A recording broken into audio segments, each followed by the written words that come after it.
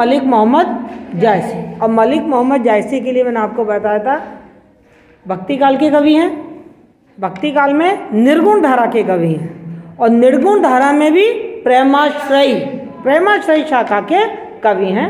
इन्होंने कई ग्रंथ लिखे, पर इनका जो पद्मावत ग्रंथ है वो सबसे ज़्यादा प्रसिद्ध रहा, जो कि अवधी भाषा में लिखा हुआ है, और उसकी शैली मसनवी शैली है। कौन सी शैली है? मसनवी शैली है। उसमें दोहा और छंद, इन दो छंदों को प्रयोग में लिया गया है। और साथ ही हम यदि देखें तो अलंकारों की दृष्टि से इसमें उपमा अलंकार, उत्प्रेक्षा अलंकार, आपका रूपक अलंकार, अतिशयोक्ति अलंकार भी आपको कई जगह देखने को मिलेगा, और साथ ही अनुप्रास और अंत्य अनुप्रास अलंकार तो मिलता ही मिलता। ये तो मैंने आपसे इसकी कलागत विशेषताएं बताई। इसकी यदि भावगत विशेषताएं देखें, विषय वस्तु देखें, तो हम क्या देखते हैं कि इसकी जो विषय वस्तु है वो ये एक प्रेम कथा है, प्रेम आख्यान है। राजा रतन सिंह और रानी पद्मिनी, जो आपने एक मूवी भी देखी है पद्मावत, वो विषय वस्तु है इसकी। मलिक मोहम्मद जायसी इस प्रेम कथा के माध्यम से हिंदू मुस्लिम एकता की अपनी भावनाओं को अभिव्यक्त करते हैं। इस काव्य में न केवल हमको एक प्रेम कथा देखने को मिल रही है, साथ ही इसमें आध्यात्मिक प्रेम की भावना की उसकी अनुभूति भी हमें जगह जगह प्रतीकात्मक रूप से मिल रही है कि किस तरीके से हम ईश्वर से प्रेम करते हैं, और जब ईश्वर से प्रेम करते हैं तो हम ईश्वर को प्राप्त कर लेते हैं। बशर्ते वो प्रेम कैसा होना चाहिए? पूरे समर्पण भाव से होना चाहिए। इन लोगों का ये भी मानना है कि यदि वियोग नहीं होगा, यदि हम अपने जो हमारा आराध्य है उससे हम दूर नहीं होंगे, तो उसे पाने की तड़प नहीं होगी, और तड़प नहीं होगी तो हम उससे उतना उत्कट प्रेम नहीं कर पाएंगे। तो ये इनके जो काव्य है उसमें संयोग श्रृंगार के साथ साथ हमको कहीं कहीं वियोग श्रृंगार भी देखने को मिलता है। तो इस काव्य में हमको शांतरस और श्रृंगार रस के दोनों पक्ष, संयोग पक्ष भी और विपक पक्ष भी, दोनों ही देखने को मिलेगा। और ये जो आध्यात्मिक अलौकिक अनुभूति जो प्रेम के वर्णन किया है, वो एक लौकिक प्रेम कथा के माध्यम से उसको प्रतीक बनाकर हमारे सामने प्रस्तुत किया गया है। और मैंने आपको ये भी बताया था कि जो पद्मावत है वो विभिन्न सर्गों में विभाजित नहीं है, ये विभिन्न खंडों में विभाजित किया है। हमारे कोर्स में जो खंड है वो है सिंहल द्वीप। सिंहल द्वीप का वर्णन, कि वो जो सिंहल द्वीप है वो कितना सुंदर है, क्योंकि ये जो कहानी है, ये जो प्रेम कथा है, इसमें जो रानी पद्मिनी है, जो पद्मावत है, वो कहाँ की रहने वाली है? सिंहल द्वीप की रहने वाली है, और वो बहुत ही सुंदर द्वीप है। प्राकृतिक दृष्टि से वो द्वीप बहुत ही सौंदर्यशाली है। उसके उस सौंदर्य का वर्णन हम इन चौपाई और दोहों में पढ़ेंगे। ठीक है, तो ध्यान दीजिए। सिंगल द्वीप कथा अब गावों, मलिक मोहम्मद जायसी कह रहे हैं कि मैं अब आपको सिंगल द्वीप की कथा गाकर सुना रहा हूँ। सिंगल द्वीप के सौंदर्य की कथा मैं आपके सामने रख रहा हूँ। ओसो पद्मिनी बरन सुनावो, और इसके साथ साथ मैं आपको रानी पद्मिनी की कथा का भी वर्णन करके सुनाऊंगा। देखो चौपाई है ये, सिंगल दीप कथा अब गावो, ओसो पद्मनि बरन सुनावो, निर्मल दर्पण भांति विषय का, जो जही रूप सो तेसा देखा। वो कह रहे हैं मेरा जो महाकाव्य है ना, वो बिल्कुल निर्मल है, वो बिल्कुल शीशे की तरह है। शीशे में जो हम देखते हैं हमें वही दिखाई देता है, ये नहीं कि कुछ और हो और कुछ और दिखाई दे। तो जो मलिक मोहम्मद जायसी पद्मावत लिख रहे हैं, वो ये कह रहे हैं मैं इसमें वही लिखूंगा जो कि वास्तव में है, यानी कि मैं इससे कुछ अलग नहीं लिखूंगा, सच्चाई से कुछ अलग नहीं लिखूंगा। तो निर्मल दर्पण भांति विषय का मेरा जो पद्मावत काव्य है वो बिल्कुल निर्मल दर्पण की तरह होगा। जे ही रूप सो तैसे ही देखा, जैसा इसका रूप है वैसा ही रूप का वर्णन मैं अपने महाकाव्य में करूंगा। यानी कि सिंहल द्वीप का वर्णन जो मैं कर रहा हूँ वो कोई मैं अतिशयोक्तिपूर्ण नहीं कर रहा हूँ, कोई अतिशय नहीं कर रहा हूँ, कोई झूठा नहीं कर रहा हूँ। वास्तव में सिंहल द्वीप इतना सुंदर द्वीप माना गया है। ये अपन यदि अपने पुराणों में जाएं या प्राचीन इतिहास में जाएं तो हम देखते हैं 7 प्रकार के द्वीपों की बात आती है। अब तो हम काफ़ी एडवांस हो चुके हैं तो महाद्वीपों की बात करते हैं। तो महाद्वीप में तो आप एशिया है, यूरोप है, उत्तरी अमेरिका, दक्षिण अफ्रीका और क्या कहते हैं अफ्रीका, ऑस्ट्रेलिया की बात करते हैं, अंटार्कटिका भी अब उसमें जुड़ गया है। लेकिन पहले भी 7 द्वीपों की बात आती है, वो कहानी भी इसमें आएगी। और मलिक मोहम्मद जायसी कहते हैं कि इन 7 द्वीपों में सबसे सुंदर जो द्वीप है वो कौन सा है? सिंहल द्वीप है। धनिसो दीप जह दीपक बारी, ओ पद्मनी जो दही सवारी। ये जो द्वीप है वो दीपक कैसा है, बिल्कुल दीपक के उजियाले की भांति है, बहुत ही प्रकाशवान द्वीप है। ओ पद्मनी जो दही सवारी, और उसकी सुंदरता को पद्मनी ने और भी ज्यादा संवार दिया है। सात दीप बरने सब लोगू, मलिक मोहम्मद जायसी कह रहे हैं बहुत सारे विद्वानों ने 7 द्वीपों का वर्णन किया है कि दुनिया में 7 द्वीप हैं, एको दीप ना वही सर जोगू, लेकिन सिंहल द्वीप के जितना सुंदर उनमें से कोई भी द्वीप नहीं है। दिया दीप नहीं तस उजियारा। अब वो क्या कर रहे हैं, जो बाकी के 6 द्वीप हैं उनकी विशेषता बता रहे हैं और कह रहे हैं कि ये 6 द्वीप सिंहल द्वीप के सामने कुछ भी नहीं है। उन्होंने नाम दिया दिया द्वीप, जो सबसे पहला द्वीप है उसका नाम है दिया द्वीप। वो कहते हैं नहीं तस उजियारा, उसमें इतना उजाला नहीं है, नाम तो उसका दिया द्वीप है लेकिन उसमें उतना उजाला नहीं है जितना कि सिंहल द्वीप में उजाला या प्रकाश है। सरन द्वीप सरी हो ही ना पारा, और जो सरन द्वीप है वो भी इस सिंहल द्वीप की बराबरी नहीं कर सकता। जम्बू द्वीप कहाँ तसनाई, और वो कह रहे जम्बू द्वीप वो तो सिंहल द्वीप के बिल्कुल मतलब कहना चाहिए कि अपन कहते हैं ना कि पैर की धोवन तक नहीं है, उसकी बिल्कुल बराबरी नहीं कर सकता। लंक द्वीप सरी पूज ना छाई, और जो लंक द्वीप है, जो लंका द्वीप है वो तो इस सिंहल द्वीप की परछाई की जैसा भी नहीं है, मतलब परछाई जितना भी सुंदर नहीं है। द्वीप गभस्थल आरन परा, और जो गभस्थल द्वीप है उस वो भी इसके आसे पासे भी नहीं है, इसके आसपास कहीं इसकी सुंदरता ठहरती ही नहीं है। दीप महुस्थल मानुसहरा, और जो दीप महुस्थल जो द्वीप है उसमें तो कोई व्यक्ति ही नहीं रहते हैं, इसलिए उसने तो सारे व्यक्तियों का, वो तो निर्जन है, इसलिए सिंहल द्वीप की उसके साथ कोई भी तुलना नहीं की जा सकती। और ना द्वीप जो गभस्थल द्वीप है उसकी भी कोई तुलना की नहीं जा सकती, क्योंकि वो भी पेड़ों से पटा हुआ है, उसमें भी उतना प्राकृतिक सौंदर्य नहीं है, जबकि सिंहल द्वीप प्राकृतिक सौंदर्य से भरा हुआ है। वहाँ न केवल हरे भरे पेड़ है बल्कि सुंदर सुंदर बाग बगीचे हैं, वहाँ फूल है, फूलों की खुशबू है, पक्षी है, हर तरीके का प्राकृतिक सौंदर्य सिंहल द्वीप में देखने को मिलता है। इसलिए सिंहल द्वीप की तुलना हम अन्य किसी द्वीप से नहीं कर सकते।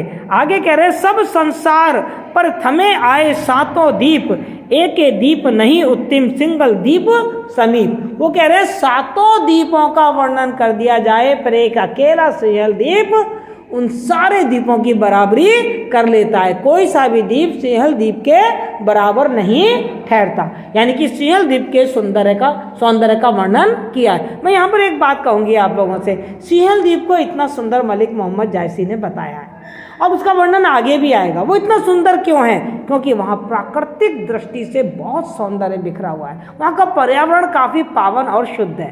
देखो इससे हमको एक शिक्षा तो मिलती है, क्या मिलती है कि जगह वो सुंदर है जहाँ की प्रकृति पावन और पुनीत है, जो प्राकृतिक संपदा से भरपूर है। और आज हम क्या करते जा रहे हैं, अपनी जमीन की प्राकृतिक संपदा को नष्ट करते जा रहे हैं, पेड़ पौधों को समाप्त करते जा रहे हैं, नदी नाले हमारे सूख गए हैं। और सिंहल द्वीप तो इसलिए सुंदर है कि वहाँ नदियाँ हैं, झरने हैं, पहाड़ है, पेड़ है, पौधे हैं, फूल हैं, पक्षी हैं, सब कुछ है, इसलिए सिंहल द्वीप बहुत ही सुंदर दिखाई देता है। आगे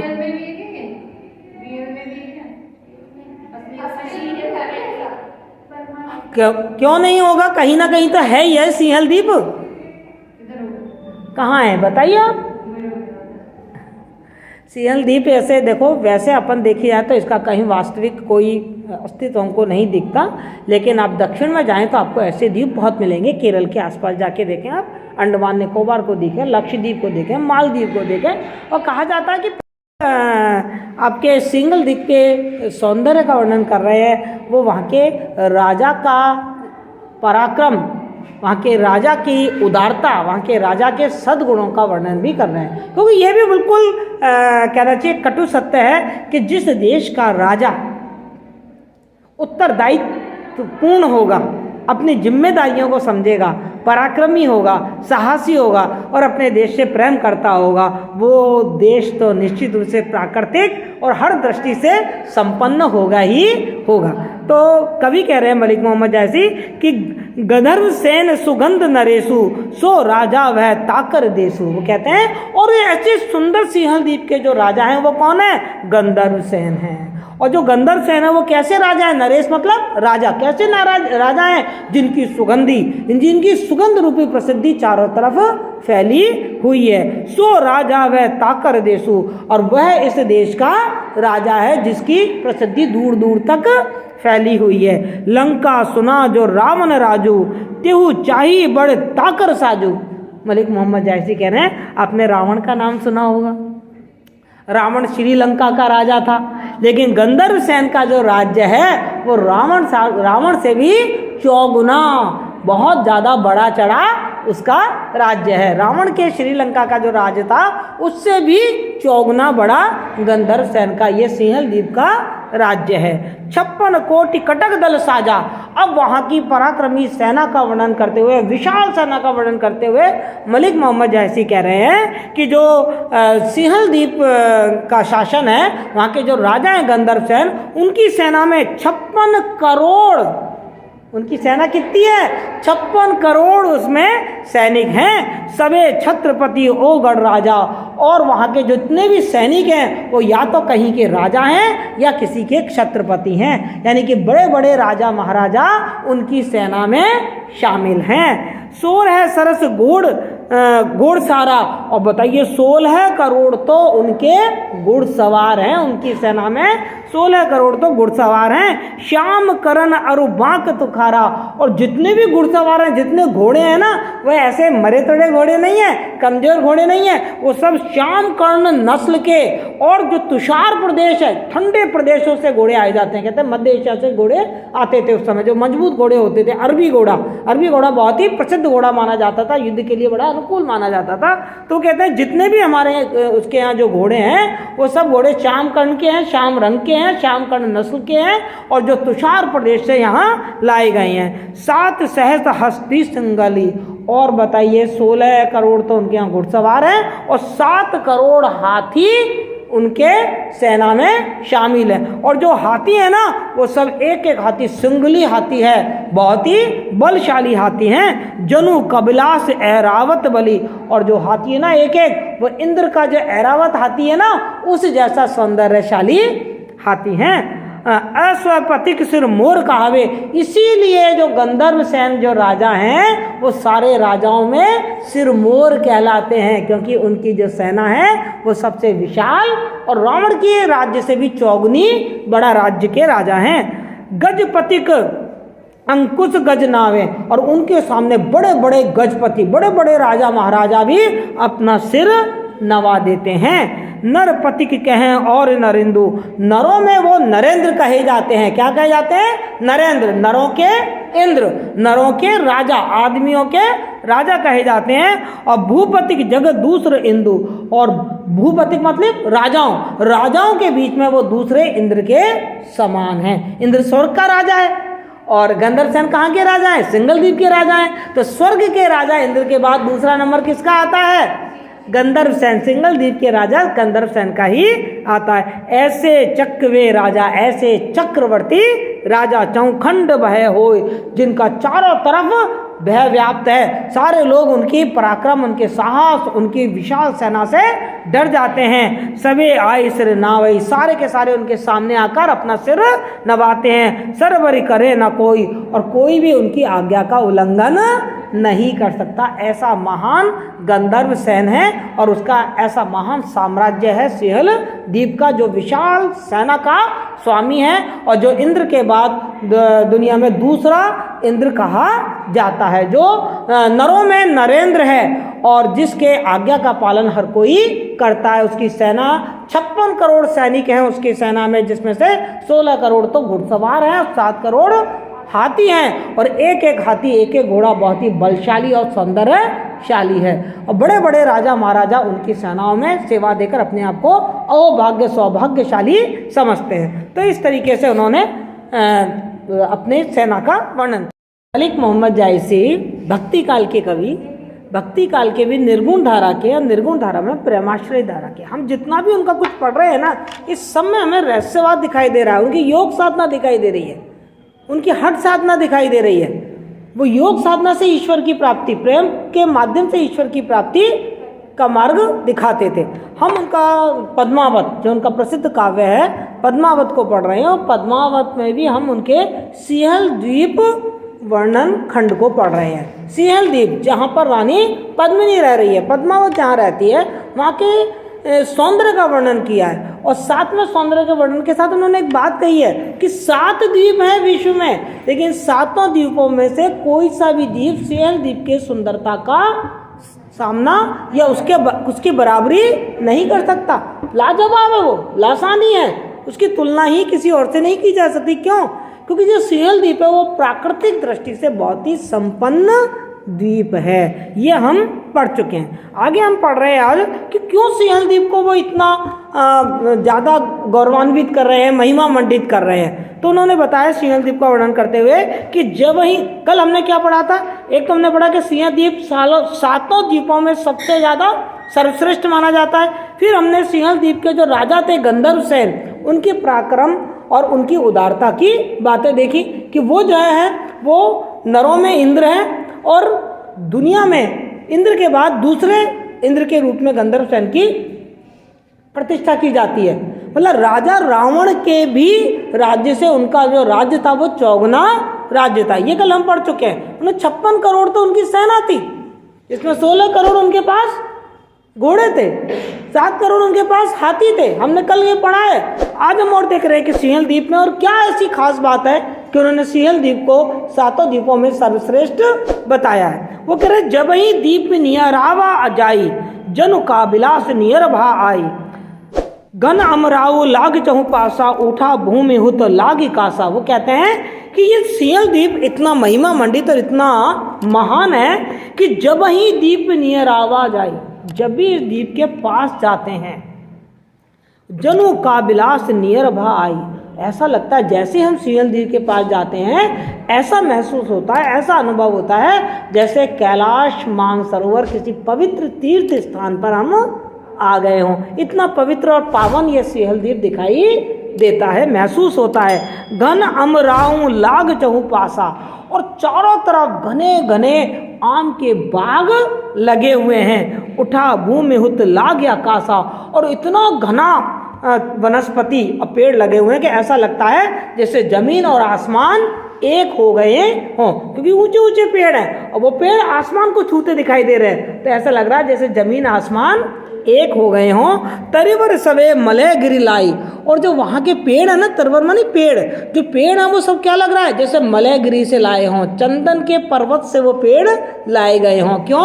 क्योंकि सारे के सारे पेड़ों में चंदन की सी खुशबू आती है। सारे पेड़ सुरभित हैं, सुगंधित हैं। भई जग छाह रेने होई आए, और इतनी घनी छाया है, इतने ज़्यादा पेड़ है कि दिन में ही ऐसा लगता है जैसे छाया नहीं है बल्कि जैसे रात हो गई हो। तो सघन वनस्पति का वर्णन किया है कि जो सिंहल द्वीप है उसमें हरियाली कूट कूट के भरी हुई है, घने घने पेड़ हैं। मलय समीर सोहावन छाहा, और चारों तरफ जो छाया है ना, उस छाया में मलय चंदन से सुवासित हवा, ठंडी ठंडी हवा चल रही है। जेठ जाड़ लागे तई महा, इतनी ठंडी और शीतल छाया है कि ऐसा लग रहा है जेठ के महीने में क्या आ गई हो, सर्दी आ गई हो। इतनी शीतल और ठंडी ठंडी छाँव है। वही छाँ रेनी हुई आवे, और यही छाया जैसे यहाँ रात बनकर आ जाती है। हरियर सवे आकाश दिखावे, और ये देख लीजिए कि आकाश से देखो ना, ऊपर से देखो तो चारों तरफ हरा ही हरा दिखाई देता है। पथिक जो पहुँचे सही के घामू, कोई भी पथिक जो धूप में परेशान होकर, घामू मतलब धूप में थकान से परेशान होकर जहाँ पहुँचता है, दुख बिसरे सुख होई विश्रामो, उसके सारे दुख खत्म हो जाते हैं और उसको सारे सुख में विश्राम करने लगता है, अर्थात वो उसके सारे सुख प्राप्त हो जाते हैं। जेई वह पाई छाय अनूपा, फिर नाही आई सहे यह धूपा, और जिस व्यक्ति ने ये छां प्राप्त कर ली हो उसे दोबारा कभी धूप व्याप्त नहीं होती, कभी धूप जैसा दुख उसे, थकान उसे सहनी नहीं पड़ती। बेटा जब हम ये पंक्तियों को पढ़ रहे हैं तो एक्चुअल में इन पंक्तियों में रहस्यात्मकता दिख रही है। कभी इन पंक्तियों के माध्यम से हमारी जो एक योग साधना है, जो हमारे शरीर में 7 चक्र बताए गए हैं, और 7 चक्र में सबसे जो ऊपर का चक्र है, जब से जो मोक्ष प्राप्ति का जो चक्र है वो ब्रह्मरंध्र होता है, है ना, सहस्त्र दल चक्र जिसे कहते हैं, वो हमारे मस्तक पर स्थित होता है। तो यहाँ ऐसा लग रहा है कि जैसे सिंहल द्वीप को उन्होंने क्या बता दिया है, सहस्त्र चक्र बता दिया है, जहाँ आकर व्यक्ति को मोक्ष की प्राप्ति हो जाती है, जहाँ सारे सुख ही सुख है, कोई दुख नहीं है। तो सिंहल द्वीप की तुलना उन्होंने किससे की है, सहस्त्रधार चक्र से की है, जहाँ व्यक्ति मोक्ष की प्राप्ति कर लेता है और सब प्रकार के दुख उसके खत्म हो जाते हैं और चारों तरफ शीतलता अर्थात सुख ही सुख होता है। अस अमराउ सगन वन वर्णि न पारो अंत, फूले फरे छमो ऋतु जानो सदा बसंत। क्या कह रहे हैं कवि? कवि कह रहे हैं मलिक मोहम्मद जायसी कि अस अमराउ सगन वन वर्णि न पारो अनंत। इस सिंहल द्वीप के आमों के बागों बगीचों की, यहाँ की छांव की, यहाँ की वनस्पति की, यहाँ की हरियाली की जो महिमा है वो अनंत है, उसको मैं शब्दों में गा नहीं सकता। फूले फले छमो ऋतु, यहाँ पर 6 ऋतु फलती फूलती हैं। देखिए मलिक मोहम्मद जायसी का ऋतु का जो ज्ञान है वो बताया, 6 प्रकार की ऋतुएं आप सब जानते हैं, सर्दी गर्मी और बरसात हेमंत शिशिर और बसंत, 6 ऋतुएं मानी गई हैं। वो कहते हैं सिंहल द्वीप में 6 ऋतु आती हैं, जानो सदा बसंत, और ऐसा लगता है इन 6 ऋतुओं में जैसे सदा बसंत ही छाया रहता है। ऋतुएं 6 आती है, पर 6 ऋतुओं में भी कैसा माहौल रहता है, कैसा पर्यावरण रहता है, बसंत जैसा, अर्थात बड़ा सुहावना मौसम रहता है। आगे क्या कह रहे हैं कभी, फरे आम अति सघन सुहाए, ओजस फरे अधिक सिरनाए, कटहर डार पींड सब पाके, बड़हर सो अनूप अति ताके, खिरनी पाक खांड असमीटी, जामुन पाक भंवर अति डीटी। आप देख रहे हैं सब फलों के नाम ले रहे हैं। वो कह रहे हैं केवल सिंहल द्वीप में पेड़ ही नहीं है, घने घने और हरे हरे पेड़ ही नहीं है, वो हरे हरे और घने घने पेड़, वहाँ पे कई तरीके के नाना प्रकार के फल भी लगे हुए हैं। अर्थात सिंहल द्वीप पे विभिन्न प्रकारों के फल जो होते हैं, उन फलों के पेड़ और पौधे भी पाए जाते हैं। कौन कौन से पेड़? फरे आम, आम यहाँ बहुत फलता फूलता है, घने घने आम के बगीचे यहाँ चारों तरफ दिखाई देते हैं जो बहुत ही सुहावने लगते हैं। ओजस फरे अधिक सिरनाए, और यहाँ के पेड़ों में जितने ज़्यादा फल है, जितने ज़्यादा फल लगते हैं, वो पेड़ उतने ही ज़्यादा सिर झुका देते हैं, नम्र हो जाते हैं। और हम सब जानते हैं, कहते भी हैं कि जिस व्यक्ति में जितने ज़्यादा गुण होते हैं वो व्यक्ति उतना ही विनम्र होता है, जिस पेड़ पर जितने फल होते हैं वो पेड़ उतना ही झुका हुआ होता है। तो चारों तरफ पेड़ों से लदे हुए, फलों से लदे हुए पेड़ हैं। कटहल, किस किस के पेड़ हैं? कटहल डार पिंड सन पाके, यहाँ पर कटहल के पेड़ मतलब डालियों, यहाँ के जो पेड़ हैं उनकी डालियों पर, उनके तनों पर कटहल जानते हैं आप, एक है ना जिसकी सब्जी भी बनाई जाती है, कटहल लगे हुए हैं। बड़हर सो अनूप अति ताके, और बड़हर नामक फल भी यहाँ पर बड़ा अनोखे रूप से पाया जाता है। खिरनी पाक खांड असमीटी, यहाँ खिरनी फल भी होता है, जाके आपने पीला पीला सा होता है खिरनी, वो कहते हैं वो खिरनी फल है ना, वो इतना मीठा होता है कि उसके सामने खांड भी फीकी है, मीठी चीनी की तरह मीठा यहाँ पर खिरनी फल होता है। जामुन पाक भंवर अति डीटी, और पके पके जामुन के पेड़ चारों तरफ दिखाई दे रहे हैं, जामुन दिखाई दे रहे हैं। जामुन के रूप में क्या दिखाई दे रहा है? जैसे कोई भंवरे, जो जामुन है मोटे मोटे रसीले जामुन है, ऐसा लग रहा है जैसे चारों तरफ भंवरे घूम रहे हो। रूपक अलंकार देखो आप, नरियर फरे फरी फरहरी, और साथ में यहाँ नारियल के पेड़ भी बहुत दिखाई दे रहे हैं जो बहुत ज़्यादा फल रहे हैं, अर्थात उन पे नारियल के फल भी बहुत लगे हुए हैं। फुरे जान इंद्रासन पूरी, इतने ज़्यादा फल फूल है कि ऐसा लग रहा है कि यहाँ पर इंद्र का आसन है, इंद्र का राज्य है, चारों तरफ इंद्र का सा राज्य लग रहा है। जैसे इंद्र की अमराई है, जैसे इंद्र के बगीचे सुंदर है, वैसे ही सिंहल द्वीप के बगीचे भी सुंदर दिखाई दे रहे हैं। जानो मतलब जानो, उत्प्रेक्षा अलंकार। पुनि महुआ चूहे अधिक मिठासु, या महुआ भी आपने देखा होगा, महुआ का नाम सुना होगा, एक फूल होता है महुआ, वो कहते हैं चारों तरफ मीठे मीठे महुआ भी फूले हुए हैं और उसमें से रस चू रहा है, रस टपक रहा है। मधु जस मीठा, वो रस कैसा है? शहद की तरह मीठा है। और पहुप जस बासु, और उसमें पुष्प जैसी सुगंध आ रही है। और खजहरा अनबन नाऊ, और यहाँ पे खजरा नाम का पेड़ जो फल है वो भी प्राप्त होता है।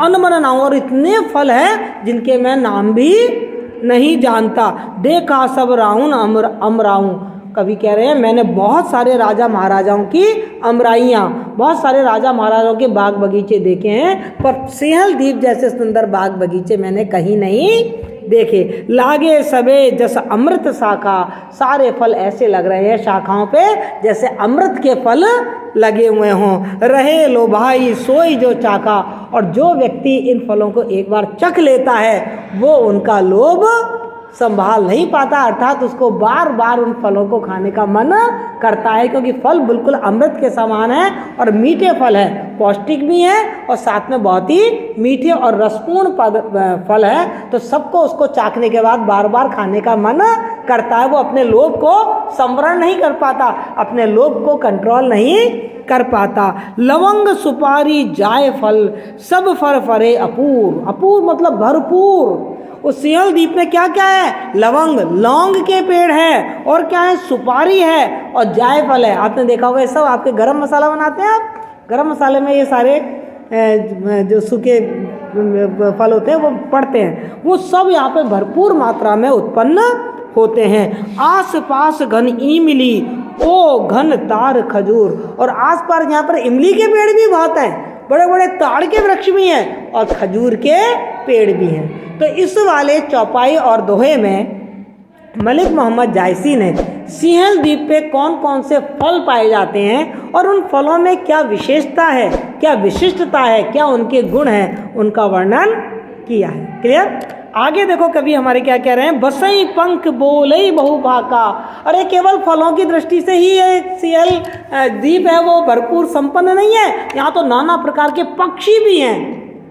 पंख बोले ही बहुभागा, बहुत सारे पक्षी हैं जो अपनी अपनी भाषा बोलते हैं, हर पक्षी अपने अपने स्वर में अपनी अपनी भाषा में बात कर रहा है। करई हुलास देख के साका, और ये जो पक्षी है ना वो बहुत हुलास मतलब प्रसन्नता में डूबे हुए हैं, बड़ी खुश हैं, बहुत ही आनंद से भरपूर है। क्यों कि चारों तरफ पेड़ पौधे और शाखाएं हैं, उन शाखाओं पे वो अपना घर बनाते हैं। पशु पक्षी का निवास स्थान क्या होता है?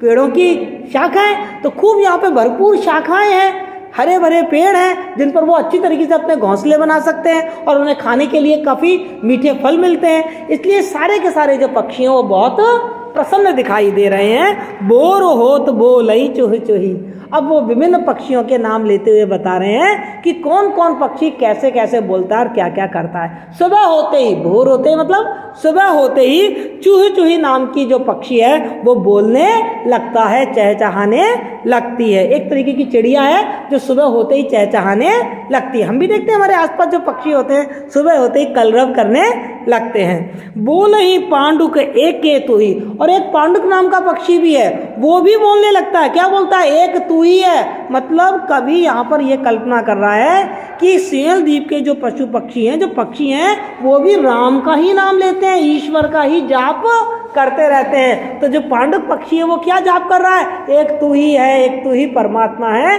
और कोई नहीं है। इस तरीके से वो पक्षी बोल रहा है। सारों सुआ जो रह चह कर रही, सारों मतलब सारिकाएं, छोटी छोटी जो चिड़ियाँ होती हैं, सुआ मानी तोते, छोटी छोटी चिड़ियाएँ और तोते भी यहाँ पर चारों तरफ अपना विचरण कर रहे हैं। करही परेवा ओ कर बरही, और जो कबूतर होते हैं और परेवा नाम के जो पक्षी हैं वो भी यहाँ पर यहाँ की मिट्टी में लोट लोट के आनंदित हो रहे हैं। करबर मतलब लौट रहे हैं, मिट्टी में लौट के आनंदित हो रहे हैं। पीव पीव कर लागा पपिया, और पपिया नाम का पक्षी क्या बोल रहा है?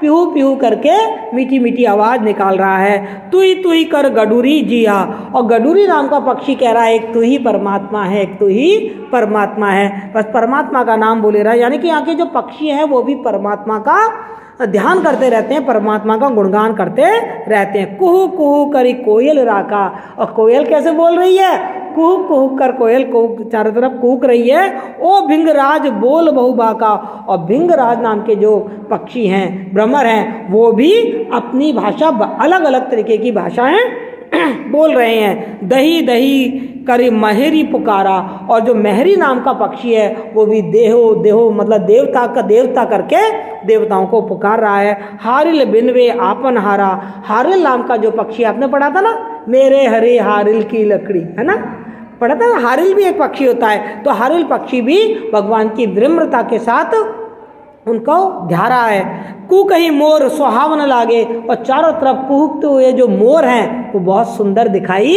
दे रहे हैं। होर कुराहर बोल है कागा, और यहाँ कौवा भी है, कौवा भी बोल रहा है, और जब कौवा बोल रहा है तो चारों तरफ कोलाहल सुनाई दे रहा है। हम सब जानते हैं कि कोयल की आवाज़ मीठी होती है लेकिन कौवे की आवाज़ मीठी नहीं होती। तो जब कौवा बोलता है तो ऐसा लगता है जैसे शोर हो रहा हो, कोलाहल हो रहा हो। तो कौवा भी बोल रहा है भाई, तो कौवा बोल रहा है तो चारों तरफ कोलाहल मचा हुआ है। जावत पंखी जगत के भरी बेट अमराऊं, और आपने आपने भाषा लेही दही कर नाऊं। दोहा में कहा है मलिक मोहम्मद जायसी ने कि जावत पंक्ति जगत के, दुनिया के सब तरीके के पक्षी यहाँ पाए जाते हैं। इस अमराई में, इस बाग बगीचों में दुनिया के विविध प्रकार के पक्षी यहाँ पाए जाते हैं। आपने अपनी भाषा, और सभी पक्षी अपनी अपनी भाषा बोल रहे हैं। दे करुणाओं, उनको किसी से भी लेना देना नहीं है, अर्थात वो प्रेम के स्वर में बोल रहे हैं, बिना भेदभाव रहित, कोई भेदभाव नहीं कर रहे हैं। भेदभाव रहित होकर प्रेम के साथ वो अपनी अपनी भाषा में अपनी अपनी बात कर रहे हैं। मलिक मोहम्मद जायसी ने कहा है कि सिंहल द्वीप प्राकृतिक रूप से बहुत ज़्यादा संपन्न है। पेड़ पौधे, क्या उन्होंने देखो किस तरीके से सुंदरता बताई है। हमने जो शुरू का पहला खंड पढ़ा, उस खंड में जो चौपाई थी सिंहल द्वीप के वर्णन की, उसमें यह बताया कि सिंहल द्वीप 7 द्वीपों में सर्वश्रेष्ठ है। जो हमने दूसरा भाग पढ़ा, उसमें यह पढ़ा हमने कि सिंहल द्वीप के जो राजा गंधर्व सेन है वो सब राजाओं में सबसे ज़्यादा श्रेष्ठ है। फिर हमने पढ़ा कि सिंहल द्वीप जो है वो पेड़ पौधों से भरपूर है, हरियाली से पूरी तरीके से संपन्न है। पूरा जो द्वीप है वो हरियाली से छाया हुआ है। फिर हमने नेक्स्ट खंड में पढ़ा कि सिंहल द्वीप में फल, विभिन्न प्रकार के मीठे और रस युक्त फल पाए जाते हैं, जिनका स्वाद भी बहुत ही विशिष्ट है। कोई भी एक व्यक्ति कभी उन फलों को चख लेता है तो फिर दोबारा उन फल को खाए बिना रह नहीं पाता। और 5वें खंड में हमने ये देखा कि ना केवल फलों की दृष्टि से, वृक्ष की दृष्टि से, राजा की दृष्टि से, बल्कि पक्षियों की दृष्टि से भी ये सिंहल द्वीप भरपूर है। यहाँ विभिन्न प्रकार के पक्षी उल्लास के साथ, हर्ष के साथ, आनंद के साथ रह रहे हैं और अपनी अपनी भाषा में अपनी अपनी प्रसन्नता व्यक्त कर रहे हैं और परमात्मा का गुणगान कर रहे हैं। क्लियर, समझ में आया आपको? तो ये हो गया आपका मलिक मोहम्मद जायसी। अब इसमें कुछ भी समझ में नहीं आया तो आप मेरे से पूछ सकते हैं। आपका मलिक मोहम्मद जायसी भी कंप्लीट हो गया है। कल हम पढ़ेंगे मीरा मुक्तावली। आज शुरू नहीं करते, कल करेंगे। पहले हम मीरा के बारे में पूरा पढ़ेंगे, अच्छे से हम समझेंगे मीरा की, कहाँ की थी, क्या भाषा थी, क्या छंद था, क्या अलंकार, क्या कहानी है मीरा की। पहले हम मीरा की कहानी देखेंगे और फिर मीरा के जो पद हमारे कोर्स में दे रखे हैं इन पदों को पढ़ेंगे। ठीक है बेटा?